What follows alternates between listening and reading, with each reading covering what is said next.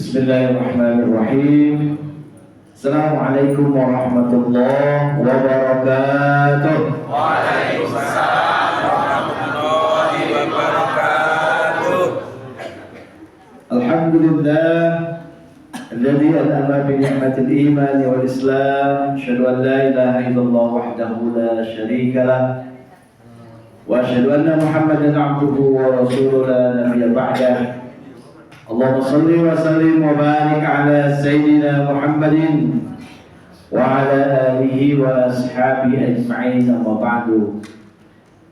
Al-mukarramun, para alim ulama, para asatidz, para kesepuhan, tokoh masyarakat, bapak-bapak, ibu-ibu, para pemuda dan pemudi yang mudah-mudahan senantiasa dirahmati oleh Allah Subhanahu wa taala.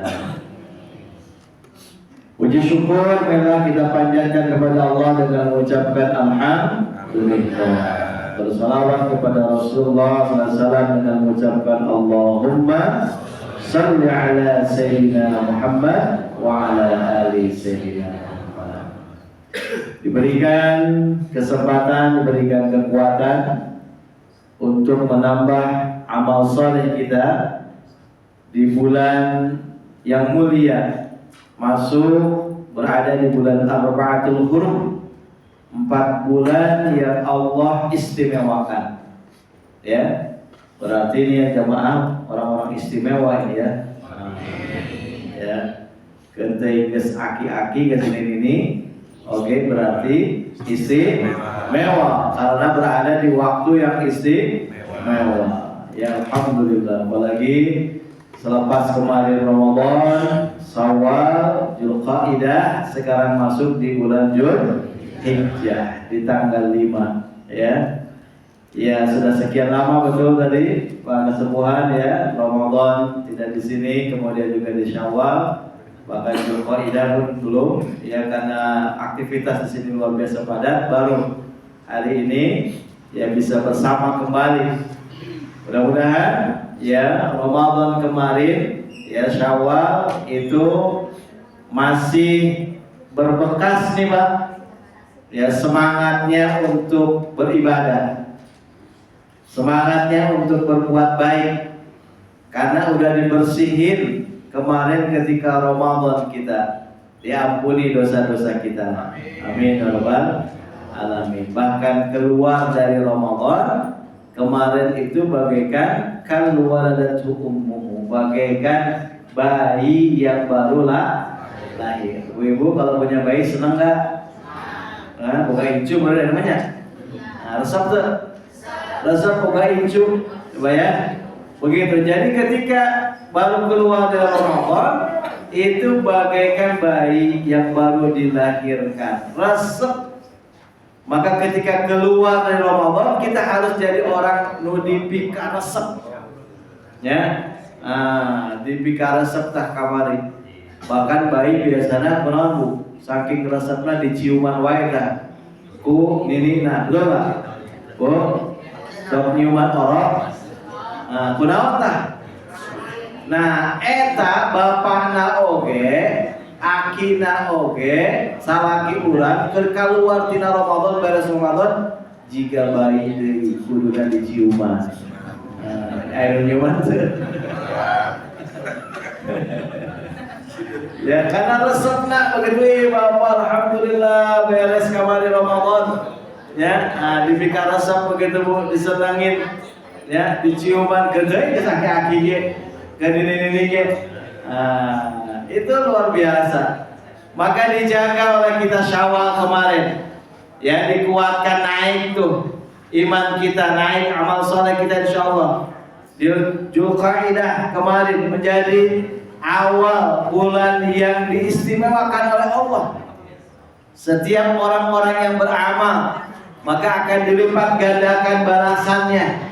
Masuk sekarang di bulan Dzulhijjah 5 ya, tanggal 5, dan inilah yang menjadi bulan yang ditunggu-tunggu Pak, yang dinantikan.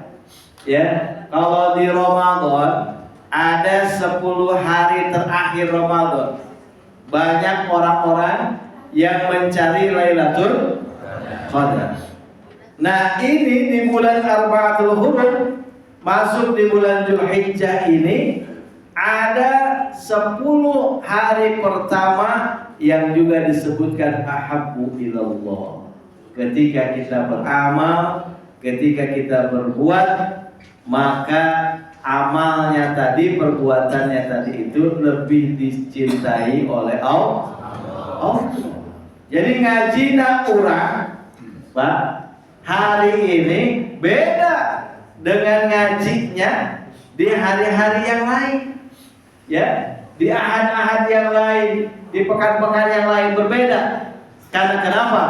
Karena ini berada di 10 hari pertama bulan Dzulhijjah, yang ketika kita beramal, ketika kita berbuat, maka ahabbu ilallah, ini menjadi amal yang disukai oleh Allah.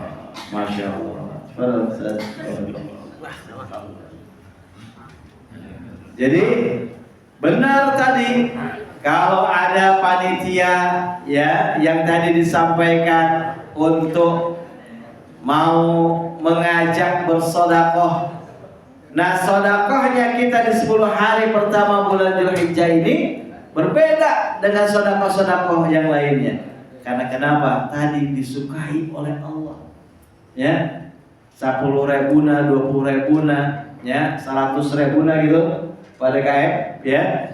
Itu lebih disukai oleh Allah dibanding dengan ketika kita ngasih di bulan-bulan yang lain. Nah, maka kita berupaya nih melakukan sesuatu yang lebih, yang terbaik. Karena kenapa? Disukai oleh Allah Subhanahu wa Ta'ala. Kalau sudah disukai, orang yang sudah disukai, Bu, ini yang akhirnya dikenal. Kalau sudah dikenal, memudahkan kita untuk mendapatkan apa yang kita inginkan, bahkan nanti masuk ke dalam surganya Allah Subhanahu wa Ta'ala. Amin ya rabbal alamin. Begitu pun nih, dari diajak oleh panitia para pemuda, ya, ayo bareng-bareng nih, ya, kita untuk mengorbankan ya tenaga kita untuk bebersih, ya. Karena kenapa? Itu menjadi bagian syiar. Wa may yu'azzim sya'airallah fa innaha min taqwal qulub. Siapa orang yang mau dia mensyiarkan agama Allah, nih menyambut ya Idul Kurban nanti, ternyata butuh bagaimana kemudian tempatnya dirapihkan, dibersihkan. Nah, itu menyambutnya dengan kita melakukan perapihan, pembersihan tadi, itu adalah syiar. Ya, maka ketika kita ikut serta di dalamnya, itu menjadi orang-orang yang akan mendapatkan nilai takwa yang Allah berikan. Masya Allah. Ya, jadi jangan lewat nih, terutama anak muda, yang ketika kita mampu bisa punya kesempatan. Begitupun ibu-ibu nanti, ya, saya mah tetiasa korban atuh tahun ayeuna mah, ya, berhara rese cenah, begitu lagi susah dan sebagainya, ya. Tapi kita masih tetap bisa mendapatkan nilai syiarnya tadi itu dengan kita membantu panitianya, membantu kegiatannya, bahkan mensupport apa yang bisa kita support, ya, air kopi lagi gitunya Pak, bapak tuh. Ya kuehna ya dibikinin oleh ibu-ibunya, masya Allah. Ya, ini menjadi bagian bagaimana kemudian ya saling ta'awun, ya, apapun yang diberikan, apapun yang dilakukan, ya ada nilainya. Apalagi tadi ahabbu ilallah, lebih disukai oleh Allah. Masya Allah, ini luar biasa nih. Ini yang nyiapin ngaji hari ini, yang nyiapin minumnya, yang nyiapin snacknya, ya, masya Allah, nilainya berbeda Pak. Maka bersyukur nih, yang kita bisa berjamaah hari ini berbeda, ngaji hari ini berbeda, ya. Bahkan diperintahkannya oleh Rasulullah SAW ketika masuk 1 Dzulhijjah, fa'aksiru, ya, tahlilahu, tahmidahu, takbirahu. Bagaimana kita memperbanyak, ya, takbiran, Jadi boleh tuh di tanggal 1 kemarin di hari Rabu ya yang sudah ditetapkan oleh pemerintah, dan alhamdulillah sama ya dengan Saudi begitu kan. Jadi Yaumul Arafahnya nanti sama tuh hari Kamis ya, hari Kamis ya, kemudian nanti Idul Adha-nya di hari Jumat. Nah, ketika orang-orang berada di Yaumul Arafah, kita pun diperintahkan untuk berpuasa. Masya Allah, 2 tahun Pak, dosanya diampuni oleh Allah. Dosa yang sebelumnya 1 tahun, dosa yang berikutnya 1 tahun. Jadi udah digaransi, ya, udah disiapkan kita, artinya, ya kalau kita sudah diampuni berarti enak dong. Ya artinya dijaga, dilindungi oleh Allah. Insya Allah kita ya sampai kalau nanti menjadi wafatnya husnul khatimah. Masya Allah. Ya, jadi senang nih kita ketemu bulan Dzulhijjah, Arba'atul Hurum. Dan inilah yang diingatkan oleh Allah Subhanahu wa taala. Ketika Allah Subhanahu wa taala menciptakan alam semesta ini, ya, Allah sudah menyiapkan perangkatnya. Inna iddatasy syuhuri 'indallah isna asyara syahran. Ya. Jadi ketika Allah sudah menyiapkan, sudah menciptakan alam semesta ini, kemudian ada kebutuhan yang harus dilakukan, dijalankan. Kita nih sebagai manusianya butuh. Apa kebutuhannya? Yaitu waktu. Perjalanan waktu, Pak. Ya, maka sudah disiapkan oleh Allah perangkatnya. Isna asyara syahron, 12 bulan. Ya, ayat 12 bulan. Yang Masehi juga berapa, Bu? 12. Januari, Februari, terus Maret, April, Mei, Juni, Juli. Akhirnya bulan ke-11 ya? Mei bulan ke-11, Bu? Begitu juga yang Qamariyahnya, Hijriahnya. Muharram, Safar, Rabiul. Akhirnya bulan keberapa yuk? Dzulhijjah bulan ke-12. Alhamdulillah. Ya, harus dikenal oleh kita. Dan dari 12 bulan tadi ada Arba'atul Hurum. Ya, 4 bulan yang diistimewakan. Dzulqa'dah kemarin, kemudian Dzulhijjah ini sekarang tanggal 5-nya, ya, Muharram nanti, kemudian nanti Rajab. Ya. Jadi Dzulqa'dah, Dzulhijjah, Muharram dan Rajab. 4 bulan istimewa. Ketika kita beramal, berbuat amal soleh di bulan ini, maka Allah akan balas dengan berlipat ganda. Masya Allah. Ya, ini kebiasaan orang Arab, para jamaah sekalian. Ya, dia tuh hobinya ribut, Pak. Hobinya perang. Jadi perang itu jadi hobi. Ya, tapi ketika masuk bulan Arba'atul Hurum, berdiam dia. Ya, artinya nggak mau ribut, nggak mau perang. Ya, gencatan senjata. Jadi sementara nggak boleh ribut dulu nih. Nanti kalau sudah beres, ya Arba'atul Hurumnya orang perang deh. Luar biasa. Ya, nah makanya diingatkan kita Allah Subhanahu wa taala di dalam ayat ini, fala tazlimu fihinna anfusakum. Ketika berada di bulan mulia ini, kita dilarang menzolimi diri kita sendiri, dilarang berbuat zolim, dilarang berbuat dosa. Ya, karena kenapa? Ketika berbuat dosa sama. Kalau tadi kebaikan dilipat gandakan balasan pahalanya, maka ketika berbuat kemaksiatan, kejahatan, kezaliman, dosanya juga dilipat gandakan. Na'udzubillah min dzalik. Ya, jadi hati-hati nih. Jangan kita lalai, jangan kita kemudian tidak punya perhatian terhadap 4 bulan istimewa ini. Karena kenapa? Ketika berbuat salah, berbuat ya dosa tadi dilipat gandakan.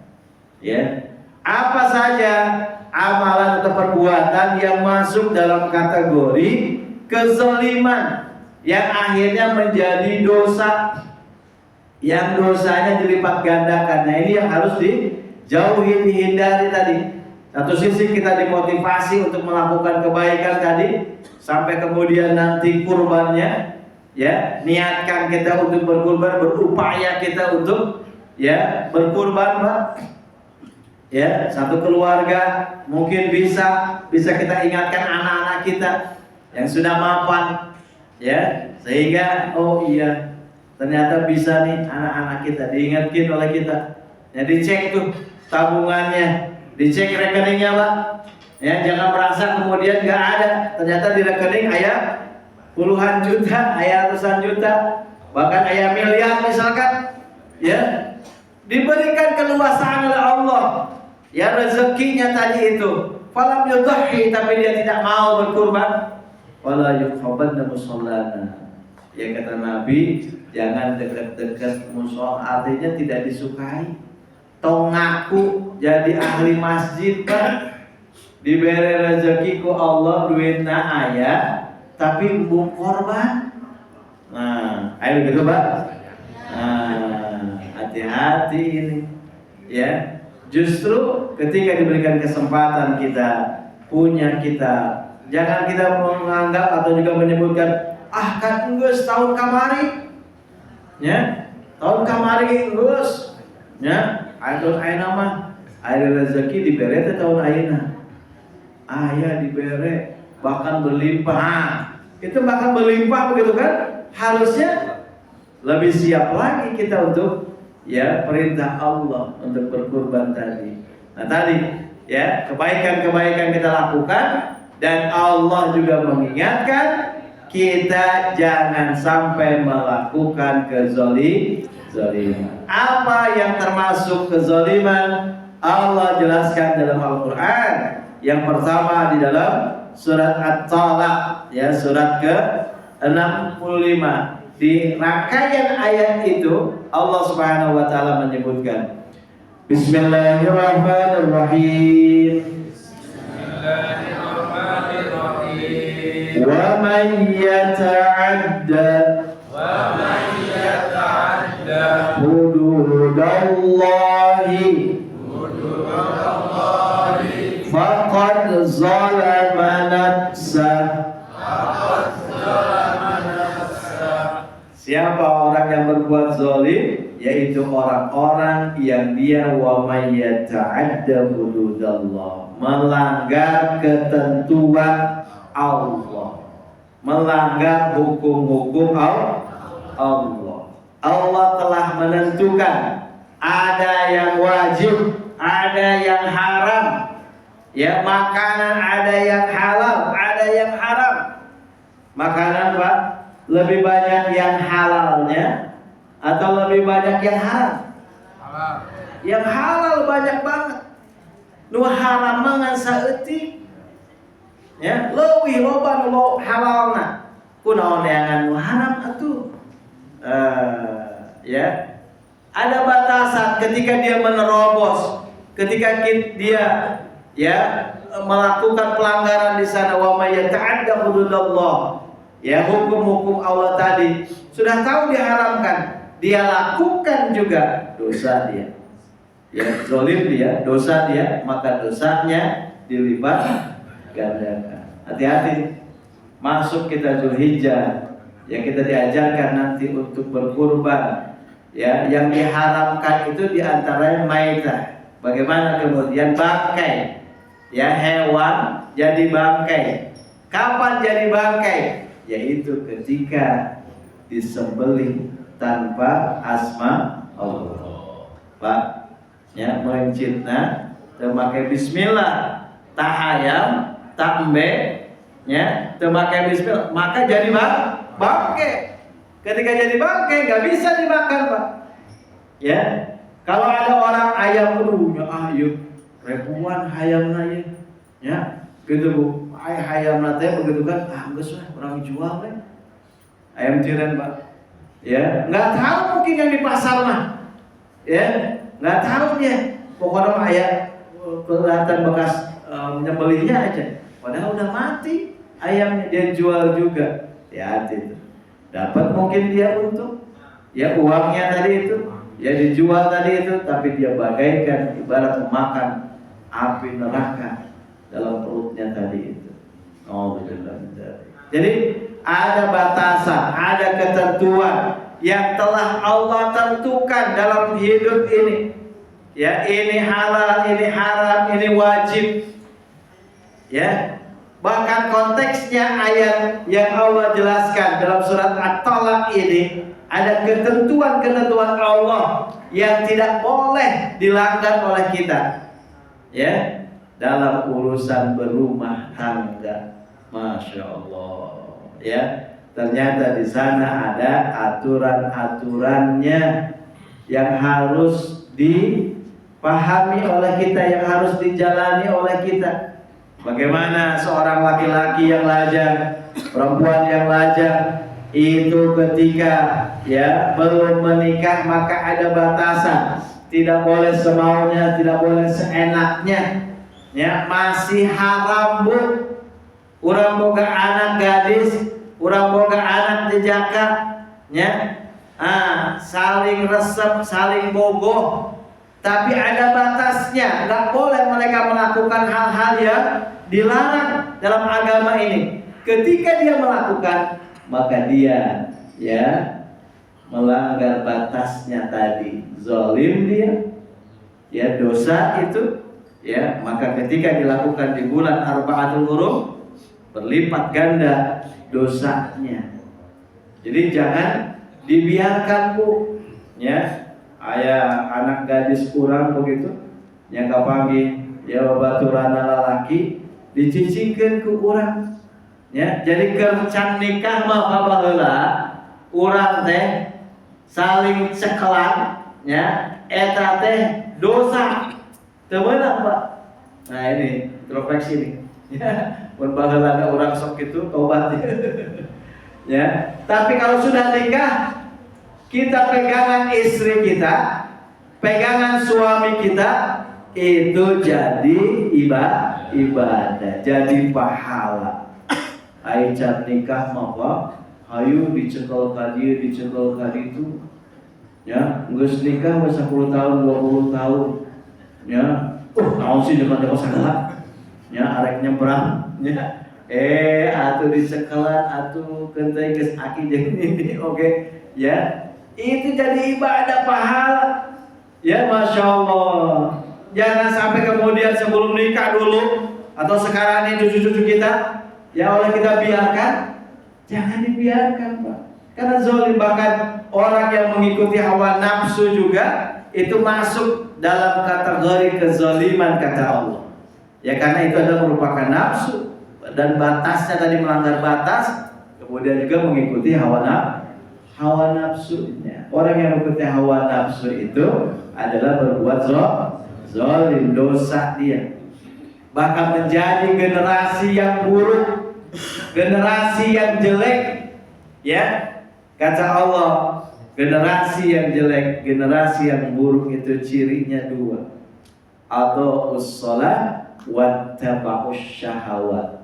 Ya, menyia-nyiakan sholat dan mengikuti hawa nafsu. Ini yang jadi PR bersama Pak, buat kita nih para kesepuhan, orang tua, ibu-ibu ya. Banyak penyimpangan yang dilakukan oleh anak-anak, ya dianggapnya anak-anak tuh Pak. Ya padahal usianya udah dewasa kalau dalam Islam itu, ya. Jadi budak dianggapnya budak. Ya padahal kalau dalam Islam itu anak, kemudian dia sudah haid, yang perempuan, laki-laki kemudian sudah mimpi, ya, maka masuklah dia dalam fase dewasa. Geus boga tanggung jawab eta teh Bu. Mun ayeuna incu urang, ya, SD, anak urang SD nu awewe Bu, dia kelas 5, kelas 6 dia sudah haid, maka sudah wajib melaksanakan ibadah sholat. Tong dicicipkan ke orang. Jangan kita menganggap budak kene. Ini yang terjadi Pak. Betapa banyak penyimpangan yang dilakukan ya oleh anak, dianggap anak tadi itu karena dianggap masih anak-anak. Ya, di dalam beritanya tuh ada anak SD Bu, dia sampai kemudian karena sudah saking canggihnya, dia tahu apa internet, dia tahu sebagainya, maka untuk cari duitnya dia sampai pasang status BO, tak BO nggak ngerti tuh, Pak, working online, ya, jadi ngejual dirinya Pak, budak SD, sok mau arek ngaboking, nyawa booking empe, ya booking empe, ini booking online. Bayangin coba anak usia SD, ya Allah, ya terpampang begitu, terjadi itu, ya ngeri Pak. Ya kalau sudah dibiarkan, sudah dibolehkan, dianggap akhir jadilah budak, saling resep. Akhirnya SMP-nya melakukan yang menyimpang lagi, SMA-nya lahir di mana-mana terjadi. Ya kemarin Pak, saya mengadakan training itu, sampai ada guru ya curhatlah menyampaikan, Ustaz, kumaha ieu teh. Ya di daerah saya Cibudeg, mana Cibudeg, ya. Eta sakolana sampai ada anak perempuannya pengen punya duit, sok mangga cium pipi kanan 5.000, cium pipi kiri 5.000, 10.000 Pak. Alhamdulillah dari bulan sekolah di kampung begitu, ya itu terjadi, ya gimana nih? Katanya, aduh, ya makanya harus bertindak, kita jangan dibiarkan. Apalagi sekarang internasional itu mereka akan menaikkan umur batas remaja tadi, yang tadinya 18 tahun. Jadi kalau ada anak melakukan kesalahan di bawah 18 tahun itu nggak diapa-apain Bu. Ada anak membunuh bapaknya, ada anak membunuh neneknya, umurnya di bawah 18 tahun itu dinaunkeun, itu dihukum. Ya, memperkosa itu dihukum. Ya, coba bayangin tuh. Ya, akhirnya arek dinaikkeun tah umur anak-anak teh jadi 30 tahun. Masalah. Jadi 20 tahun dulu ya, 25 tahun ya masih budak keneh cenah. Coba bayangin Pak. Karena kondisi negaranya, dunia ini dianggap kemudian anak-anaknya masih rentan katanya usianya. Can dewasa cenah. Kayak geus dewasa mah geus 30 tahun. Dia anak dewasa teh Pak. Ya Allah. Ya, sehingga nanti melakukan kesalahan ya dibiarkan apa. Ini yang makin kacau. Ya, akhirnya naudzubillah min dzalik. Ya, kemarin waktu ada apa tuh? Oh, anak-anak STM ya lempar-lempar gedung DPRD. Akhirnya ditewakan baru kan? Karena nggak bisa dihukum. Ya, nggak bisa itu. Akhirnya makin tua, 30 tahun. Waduh, yang melakukan kesalahan dibiarkan aja nggak dihukum. Ya, bahaya ini. Jadi dalam Islam itu nggak ada Pak. Anak-anak kemudian langsung dewasa. Kita yang sudah punya anak yang balik, maka bertanggung jawab ya sebagai orang tuanya, gitu loh. Ya ketika dia melakukan penyimpangan, tak jadi kolotna oge dosa karena membiarkan. Ya, nah ini jangan dibiarkan, diingatin, dikasih tahu nggak boleh nak ya, ini dilarang. Begitu aja ngaji kan dia Bu, masya Allah, supaya tahu dia teh itu teh salah benernya. Sekarang anak-anak nih Pak melakukan hal yang menyimpang, dia nggak sadar itu teh salah apa benar, nggak tahu karena akalnya bermasalah, akalnya nggak berjalan sebagaimana baliknya. Kalau baheula mah teh akal balik teh Bu, eta teh babarengan tah ya, ayeuna balikna geus akalna encan begitu ya. Kalau dulu mah kita orang-orang tua kita bareng-bareng tuh. Memang harusnya seimbang. Fa'alhamaha fujuraha wa taqwaha. Ya, jadi punya kesempatan semua orang itu ya, anak-anak kita ini ya melakukan fujur, dosa, tapi kemudian Allah berikan takwa, yaitu akalnya tadi itu. Yang makanya penting nih melatih anak-anak ya, mau dia berpikir, mau dia dengerin, ini mendengarkan seperti ini ya, proses kemudian masuk akhirnya ilmunya ya ke dalam telinganya, ke akalnya, sehingga dia tahu apalagi kemudian ditambah dengan hidayah petunjuk Allah Subhanahu wa taala. Jadi nggak semaunya dia berbuat sesuatu. Nah, jadi orang yang zalim itu adalah orang yang melanggar ketentuan Allah. Ya, ada halal, ada haram, ada wajib. Diwajibkan kita ya untuk sholat. Dia mah nyata wajib cina. Gitu Bu. Ada yang dia tidak mewajibkan sholat, langsung diwajibkan. Yang kedua yang menjadi renungan kita yang masuk dalam kategori kezaliman ini, Allah jelaskan dalam surat As-Sajdah ayat 22. Bismillahirrahmanirrahim. Bismillahirrahmanirrahim. Wa man azlamu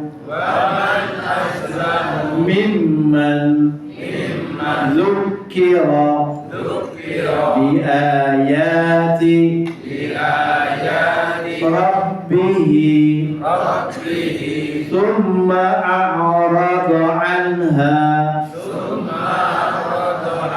inna minal mujrimina muntaqimun. Siapa orang yang zalim? Ya, orang yang zalim itu adalah orang yang ninggalin Quran. Ya, menjauhkan Quran. Ya. Jadi ada Quran tapi kemudian dia tidak mau membacanya, dia tidak mau mendengarkannya, tidak mau mentadaburinya, tidak mau mengkajinya, tidak mau dia mensyiarkannya. Ya, zalim dia. Artinya dosa, Bu. Jangan dianggap dosa kita, Pak. Ya, karena sudah dikasih oleh Allah Subhanahu wa taala Quran yang menjadi sumber kebaikan. Padahal ketika kita mendekati diri kita dengan Quran, maka Allah limpahkan tuh kebaikan-kebaikan. Pahalanya banyak banget, Pak, yang bisa kita raih dari Quran itu. Bayangin saja per huruf, ya, per satu huruf hitungannya pahalanya tadi itu. Dan orang yang menjauhkan diri dari Quran, meninggalkan Quran, nanti wa man a'rada anha fa innahu yaumal qiyamati wizra yahmilu yaumal qiyamah. Dia bakalan memikul beban dosa di hari kiamat. Kunaon ieu teh dosa loba kacinda? Baheula keur hirupna teu daek maca Quran, teu daek ngadengkeun Quran, ya, teu daek ya ikut ngaji, mendengarkan. Makin berat ya beban dosanya tadi itu. Makanya bersyukur kita bisa ikut ngaji. Ya, kalau ada ngaji bareng, apalagi ada tahsinnya, ibu-ibu ngariung baca yasinnya, ngariung baca tabaroknya, itu menjadi bagian bagaimana kemudian menghidupkan Quran dalam keseharian kita. Ini yang akan menghindarkan dari perbuatan zalim. Karena kalau kita tinggalkan Quran, jauhi Quran, itu adalah zalim. Mudah-mudahan Allah hindarkan ya kita dari perilaku-perilaku kezaliman, ya, terutama di bulan yang Arba'atul Huruf ini istimewa, sehingga nanti kita bisa membawa bekal untuk bulan-bulan yang lainnya, sehingga pada saatnya nanti kita berpulang ke Allah Subhanahu wa taala, kita terhindar dari kezaliman, kita menjadi orang-orang yang selamat fid dunya wal akhirah. Demikian, mudah-mudahan manfaat. Kurang lebihnya mohon maaf. Billahi bismillah wa minkum. Assalamualaikum warahmatullahi wabarakatuh.